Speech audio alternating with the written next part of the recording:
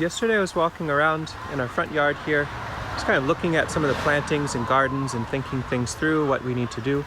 And I was looking at one particular area and realized there's actually a lot to talk about in this one spot. There's a lot in a lot of spots, but you can see here is a very marginal spot on the edge. We've got some solar panels. I'll talk about those someday. And what we're looking at right in front of me is, on the surface, a very wild mess. It seems unkempt. It seems healthy, but what the heck is going on in here, and why would I possibly be interested in talking about this? This one bed right in front of me, which is just on the edge of our driveway, by all accounts a pretty marginal space. I would guess it's about 6 feet wide, about 8 feet long or so. And in here is just such an insane riot of plants, but they are functional. And the reason they are functional is because there are a lot of different types of plants. There's a lot of diversity, some of whom are nitrogen fixers, some of whom are nitrogen consumers, but organic matter depositors in the fall. And all of this is actually very high value nursery stock. We can say high value financially, but I think we can also, and I think more importantly, call it high value in what it means for the future. These plants, if dug up in the fall when they are dormant and spread out to actual spacing that they would want in their lifetime, in particular all the trees in here, which I will identify, represent probably a few million pounds of protein and fat over their lifetime. And they represent medicine and shade and organic matter and carbon sequestration, interest and habitat and all these different things. So here is a very dominant element in here, which you can see this tree type plays out over and over again. This is a pecan tree. These are northern pecans. They're actually grown out from seed.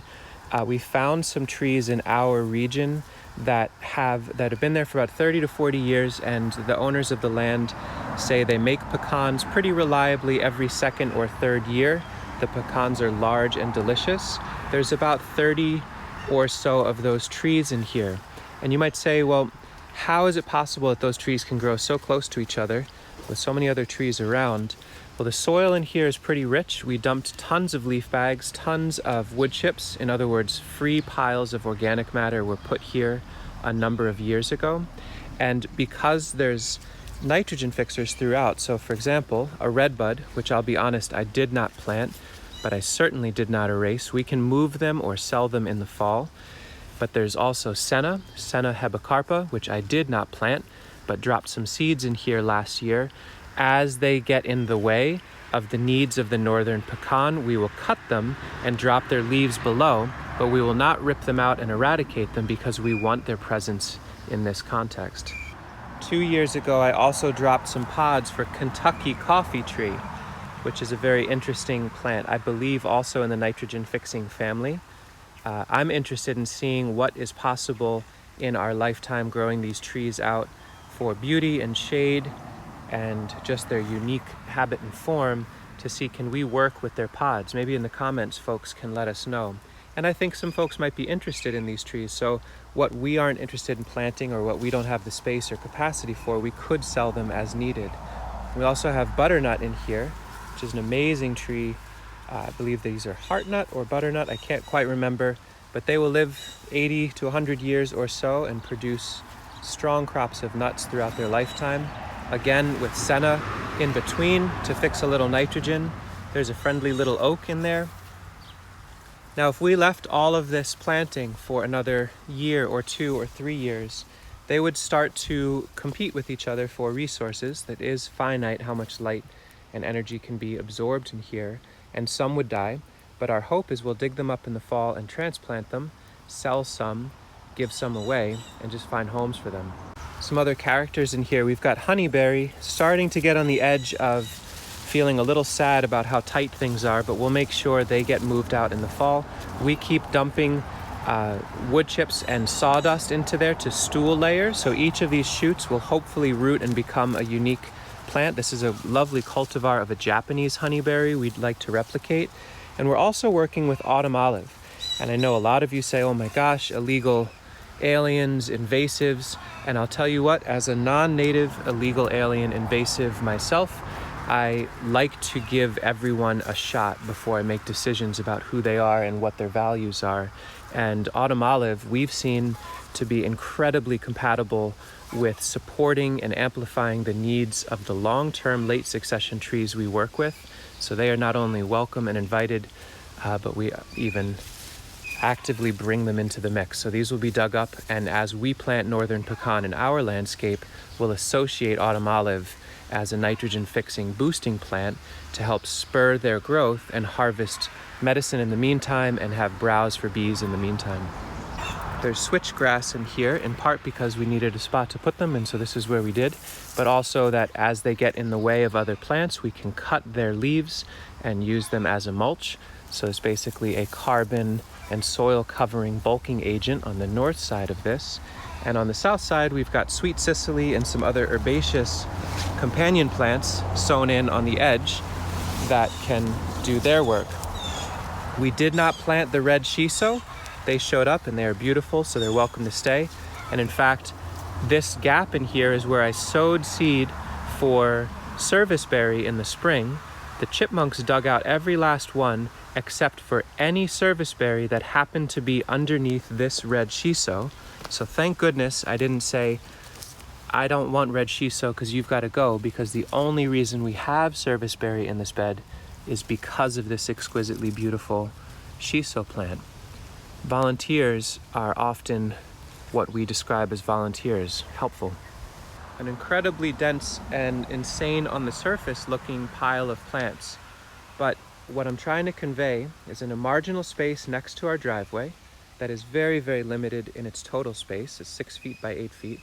There are at least 30 to 50 nice high-value herbaceous perennials that we could sell if needed. There are at least, 30 to 50, 60 plus trees all throughout that are now at an age where they're very much ready to be planted in their final homes. We can plant them all, although we'd run out of space, so we probably will sell some. So this is a potential spot for income for us and resilience for our future. And what I'm encouraging is if you have marginal spaces and you're not sure exactly what you're doing yet, it does not hurt to just keep on dumping compost or free organic matter resources, things you find, and over time curate what's happening. You can always dig up and move, but here is a lot of resilience, and here's a lot of hopeful potential future. A fair amount that we've brought in to grow, like this mulberry, some of which we've had nothing to do with, which is like this tree of heaven. Another illegal invasive, but oh my gosh, they're exquisitely beautiful, and I'm actually very interested in growing these as biomass in our area. I know some people hate that idea. That's up to you if you want to hate plants for trying to grow. And then also more seedlings just showing up that are incredibly useful to us. Second year elderberry. This is a 2-year-old seedling elderberry that came in from some mixture of Marge, Ranch, and Alesso. So it's like a blending of parentage pollen that have these seedlings in here. So we'll have to see what their fruit is like next year. Diversity, density, complexity equals resilience, seemingly almost all of the time. Some intervention needs to happen for sure. Division, reduction, distribution is the next step of management. We see patterns like this playing out in nature all the time, which is why to many of the folks' eyes who are maybe watching this far into the video could be thinking to yourself, he is simply pointing at completely unmanaged wild weed gardens. If you can have that aesthetic be the dominant feel when people look at garden spaces, chances are the space is moving closer to the nature that nature wants to be in, and it will be more resilient and more likely to be there in the fall when you go to dig up plants or harvest crops. So anyway, just from a crude note, if I were to need to sell all of the plants in this bed and that bed, just so we have a full reset and so we can do this sort of pattern again in a different way, I would venture a guess we could sell between $2,000 to $5,000 worth of plants from this space, about 6 feet wide, and the two of these about 20 feet long. So also incredibly valuable as far as our financial resiliency too. So not that that's the main driver for any of this, but it's important to know if you're trying to move away from other work you don't believe in to a plant-centric model of income, it is doable. The limiting factor is finding homes for these plants, and we'll support that in some other videos later on.